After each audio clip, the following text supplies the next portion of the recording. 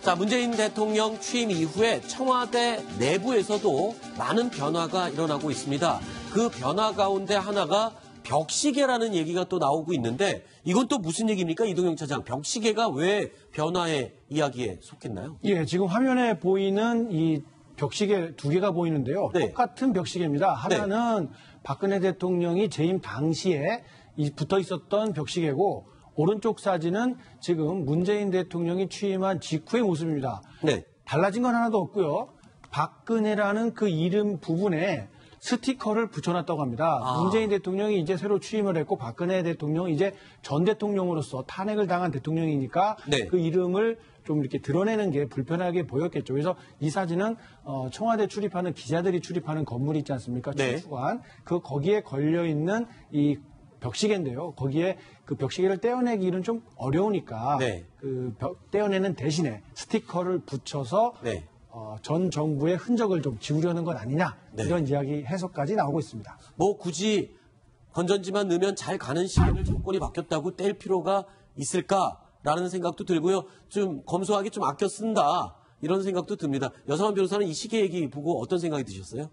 글쎄, 그 시계 이름, 박근혜 대통령의 이름 가리는 게 전 정권 흔적 지우기에 맞는가? 네. 우선 그 생각도 듭니다. 아하. 사실 정신이 중요한 거지. 그 이름 하나 주어졌다고 해서 네. 전 정권을 갖다 완전히 없애고 새로운 정권이 출발했다는 걸 보는 건 좀 제가 생각에 무리 같고 오히려. 네. 근데 저는 우리나라에서 있죠. 대통령 바뀌면 바뀌는 게 워낙 많아요. 네. 근데 사실은 전 대통령이 어떤 쓰던 물건은 이 전부 다 역사 기념물이거든요. 네. 잘못된 정권도 우리가 그걸 보면서 타산지석으로 삼는 방편이 될 수 있고 그래서 우리도 이제 앞으로 정권이 바뀌면 계속 역사로 좀 보존해 두고 네. 우리가 반성도 하고 네. 다른 대통령한테는 우리가 본받아야겠다 이런 생각도 네. 하도록 놔두는 게 네. 더 좋지 않겠나 그런 생각이 듭니다. 저 스티커만 띄면은 그대로 다 사인 다 보이니까요. 저런 시계는 아마 저기 스티커만 떼면 경매에 내놓으면 상당히 고가로 팔릴 것 같습니다. 네, 알겠습니다. 자, 그리고요, 과거에 논란이 되기도 했던 5.18 기념식 임을 위한 행진곡 재창, 이 부분도요, 문재인 대통령이 재창하도록 지시를 했고요. 또, 이 역사교과서, 국정교과서 폐지를 지시를 했습니다. 그 관련된 영상 직접 보시죠.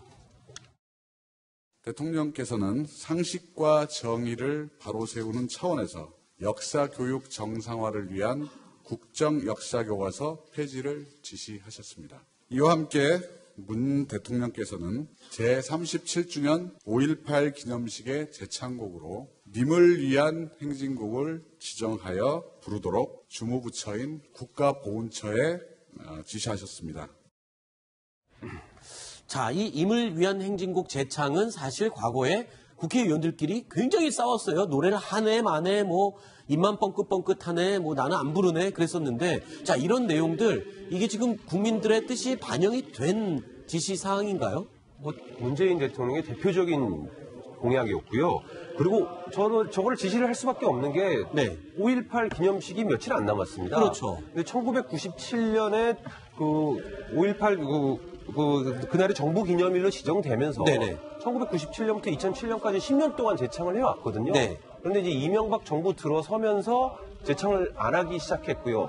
그래도 그 이후에 계속 논란이 되지 않았습니까? 네. 이제 문재인 정부가 들어왔고 곧 일주일 후면 5.18 기념일을 정부 기념일로 다시 행사를 해야 되기 때문에 네. 즉각적으로 조치를 한 것으로 보입니다. 제가 볼 때는 네. 어떤 대통령이 뽑히면요. 네. 그 사람에 대한 국민의 뜻이 반영된 걸로 볼 수밖에 없지 않습니까? 네. 그래서 이 임을 위한 행진곡에 대해서는 네. 저렇게 재창으로 지금까지 합창이었죠. 네. 재창으로 바뀐 거는 또 그리고 정권 초기에 바꿔야지. 네. 나중에 또 무슨 싸우다가 결국 못 바꾸니까 네. 문재인 정권에서 빨리 바꾼 것 같습니다. 네. 자, 실제로 여론조사 결과도 보니까요. 자, 이 질문이 이겁니다.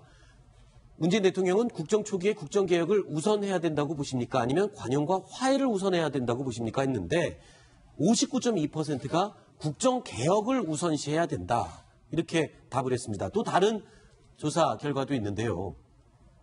문재인 대통령을 뽑은 이유, 문재인 대통령에게 표를 던진 이유를 물어봤습니다. 그랬더니 가장 많은 비율인 20%가 적폐청산과 개혁 쇄신을 할 사람으로 보인다라고 해서 표를 던졌다라고 답을 했습니다. 두 번째가 정권 교체, 세 번째가 인물 이미지가 좋아서 뭐 이렇게 나오고 있는데요. 하여튼 국민들의 뜻은 지금 적폐청산과 개혁, 쇄신에 대한 열망이 가장 크고 강하다라는 것을 보여주는 것 같습니다.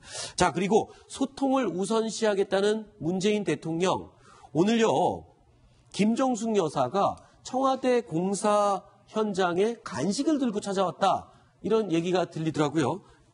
네, 어떤 얘기입니까? 지금 사실 문재인 대통령 부부가 아직 네. 청와대 관저에 입주를 안 하고 있죠. 그렇죠. 지금 홍은동에 있죠. 예, 안 하는 이유가 원래 대통령이 바뀌면 그 전에 살던 대통령의 뭐 여러 가지 그 가구 배치라든지 네. 도배라든지 특히 또 박근혜 대통령은 청와대 관저 내부를 많이 수리를 한 것으로 알려져 그랬죠. 있습니다. 그거를 이제 그 새 대통령 부부의 의사를 반영한 또 다시 리모델링을 해야 되기 때문에요. 네. 그걸 이제 당연히 하고 있는 거고요. 근데 네. 이제 김정숙 여사는 선거 과정에서도 유쾌한 정숙 씨라는 별명을 얻을 정도로 그렇죠. 늘 웃고 다니고 네. 밝은 모습으로 주변 사람들하고 아주 편하게 스킨십을 했던 것으로 유명한 분이거든요. 네. 그러니까 이번에도 저렇게 간식거리를 싸들고 청와대 관저에 가서 도배하는 사람들과 도배하는 분들, 네. 뭐 리모델링 하시는 뭐 목공들 이런 분들한테 다 음식을 같이 나눠 먹었다 이렇게 네. 오늘 전해졌습니다. 여기 사파에 보니까 이 사이다, 음료와 바나나가 살짝 이렇게 보이네요. 그러니까 그 일하시면서 드시라고 간식을 사갖고 왔다. 그리고 또 문재인 대통령의 소통을 중요시하는 모습이 또 다른 장면에서도 잡혔습니다. 화면으로 보시죠.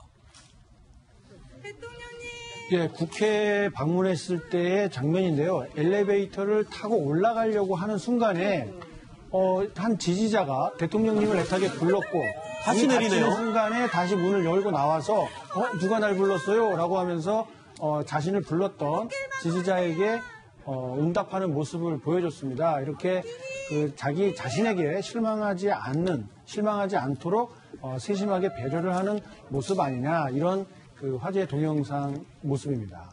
애칭을 붙이고 팬심을 담으면 대통령한테도 저렇게 반말을 할 수가 있군요. 인이 하고 싶은 거 다 해라고 얘기를 하는군요. 뭐 저런 어제도 말씀드렸습니다만 국민들과 소통하는 모습, 네. 얘기하는 모습 굉장히 좋은 모습이죠. 이전에는 볼 수 없었던 모습이기도 하고요. 그런데 국정 역사 교과서만 놓고 봐도 이게 왜 국정 교과서를 하려고 했었는가 이 점도 좀 고려를 했더라면 왜냐하면 기존의 그 검정 교과서들의 문제점이 굉장히 많다.